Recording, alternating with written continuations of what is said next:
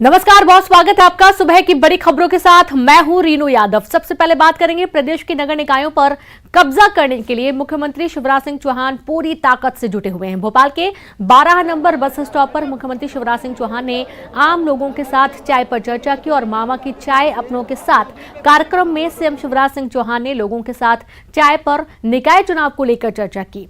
मुख्यमंत्री शिवराज सिंह चौहान ने चर्चा के दौरान कहा कि उनकी सरकार ने गरीबों को फ्री में राशन देने की घोषणा की है। उन्होंने कांग्रेस पर निशाना साधते हुए कहा कि कांग्रेस ने गरीब की गरीबी नहीं हटाई।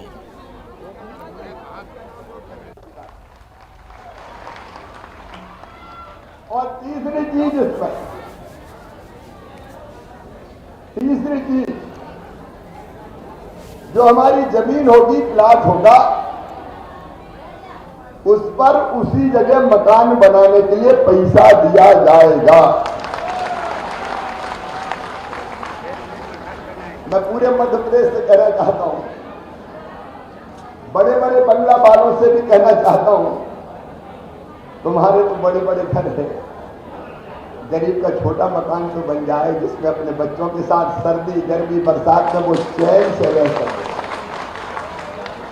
और इसलिए एक सामाजिक क्रांति मध्य प्रदेश में हो रही है। सामाजिक क्रांति, गरीबों की जिंदगी बदलने की क्रांति। तीसरी चीज जरा ध्यान से सुनना, मेरे बेटे बेटियों बच्चों, तुम भी सुनना और उनके माता पिता भी सुने। मुझे बताओ, अपने बच्चों में बुद्धि की कमी है क्या? अरे जोर से बताओ, बुद्धि की कमी है क्या?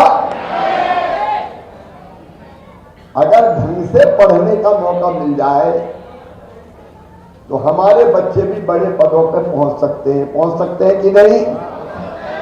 तो गरीब का बेटा बेटी पत्थर का को तोड़े, केवल पत्थर ही तोड़े क्या? केवल मिट्टी खोदे क्या? केवल गाड़ी ढोए क्या? अगर उसमें बुद्धि और अकल है तो उसको भी पढ़ के बड़े पद पर पहुंचने का अधिकार है। और इसलिए आप ध्यान से सुन लेना, कांग्रेस ने, कमलनाथ ने बड़ा पाप किया था। संबल योजना बंद कर दी थी। संबल योजना में मैंने तय किया था कि मेरे जितने भांजे भांजी हैं वो पढ़ेंगे ध्यान से, और पढ़ने के बाद उनका एडमिशन अगर मेडिकल कॉलेज में होता है, अगर इंजीनियरिंग कॉलेज में होता है, IIT IIM में होता है, लॉ कॉलेज में होता है, देश की यूनिवर्सिटी में होता है, विदेशी यूनिवर्सिटी में होता है, तो फीस बहुत ज्यादा होती है। डॉक्टरी पढ़ाने की फीस प्राइवेट मेडिकल कॉलेज में 8 लाख 10 लाख रुपया साल होती है। बताओ, गरीब का बेटा बेटी चुका सकता है क्या? तो अब उसकी ये फीस उसके मम्मी पापा नहीं चुकाएंगे। कौन चुकाएगा? कौन चुकाएगा? ये क्रांति है। देखो, हमारे बच्चे इसलिए नहीं पढ़ पाते कि पैसा हमारे पास नहीं है। अब हमने तय वो सब जो योजना कमलनाथ ने बंद कर दी थी, कांग्रेस ने बंद करके पाप किया था, वो योजना फिर से चालू कर दी है। मेरे भांजे भांजियों, तुमको मेहनत से पढ़ना, तुम्हारी फीस भरवाने का इंतजाम तुम्हारा मामा करेगा, भारतीय जनता पार्टी की सरकार करेगी। कमलनाथ जी, आपने एक काम और किया। संबल योजना के अंतर्गत बेटा बेटी को जन्म देने के पहले 4,000 रुपया और जन्म देने के बाद 12,000 रुपया हम देते थे, ताकि गरीब मजदूर बहन आराम कर सके बेटा बेटी को जन्म देने के बाद। तुमने वो 16,000 रुपया भी बंद कर दिए। ये पाप था कमलनाथ, पाप, जो पाप तुमने किया।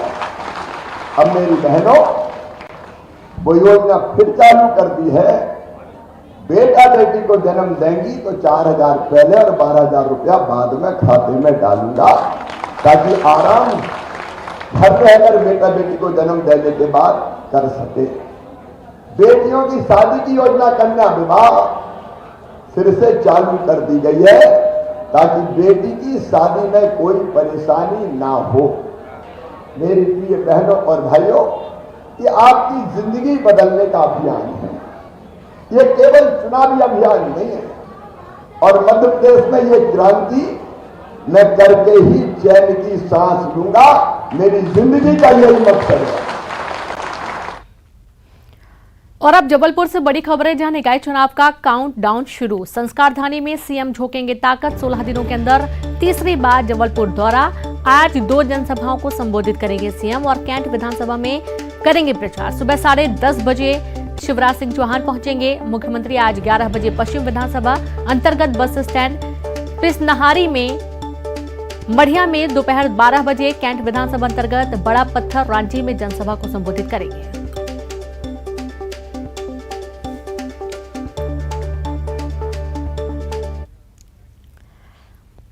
तो वहीं दूसरी तरफ ज्योतिरादित्य सिंधिया आज ग्वालियर के दौरे पर हैं। ज्योतिरादित्य सिंधिया ग्वालियर पहुंचेंगे, जहां पर चर्चा करेंगे। ग्वालियर शहर के विकास को लेकर चर्चा होगी। जीवाजी क्लब के स्थापना दिवस पर भी बैठक हो रही है और आम सभा और रोड शो भी करेंगे ज्योतिरादित्य सिंधिया।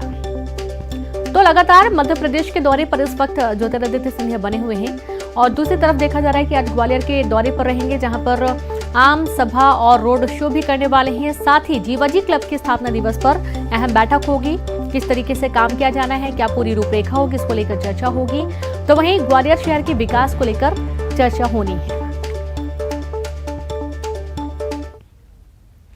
बीजेपी के प्रदेश अध्यक्ष बीडी शर्मा आज इंदौर और खंडवा में चुनाव प्रचार करेंगे। सुबह 11 बजे खंडवा में बीजेपी के महापौर प्रत्याशी अमृता यादव के समर्थन में रोड शो करेंगे और जनसंपर्क अभियान चलाएंगे। वहीं दोपहर 3 बजे इंदौर से महापौर प्रत्याशी पुष्यमित्र भार्गव के समर्थन में युवाओं की बाइक रैली को हरी झंडी दिखाएंगे ज्योतिरादित्य बीडी शर्मा।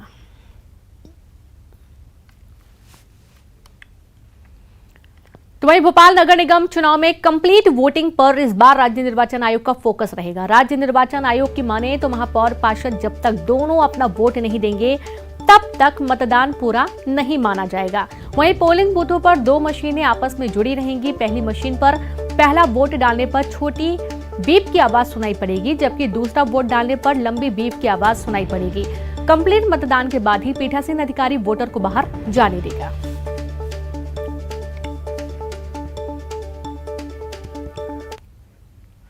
तो वहीं मंदसौर में सिटी कोतवाली टीआई को गंभीर रूप से जख्मी अवस्था में निजी चिकित्सालय में भर्ती कराया गया है।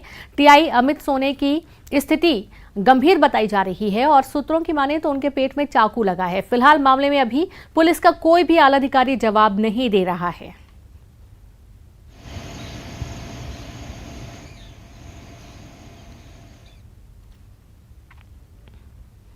जबलपुर से बड़ी खबर है, जहां पर एमपी न्यायाधीश संघ का वर्चुअल महाधिवेशन आज 1650 न्यायिक अधिकारी होंगे शामिल। चीफ जस्टिस रवि मलिमत भी होंगे शामिल। वर्चुअल महाधिवेशन देश में आयोजित अपनी तरह का पहला आयोजन महाधिवेशन के बाद मध्य प्रदेश न्यायाधीश संघ के अध्यक्ष पद के लिए होगा चुनाव।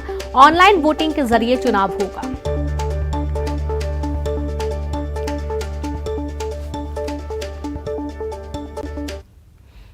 तो बड़ी खबर रायपुर से, जहां पर स्कूल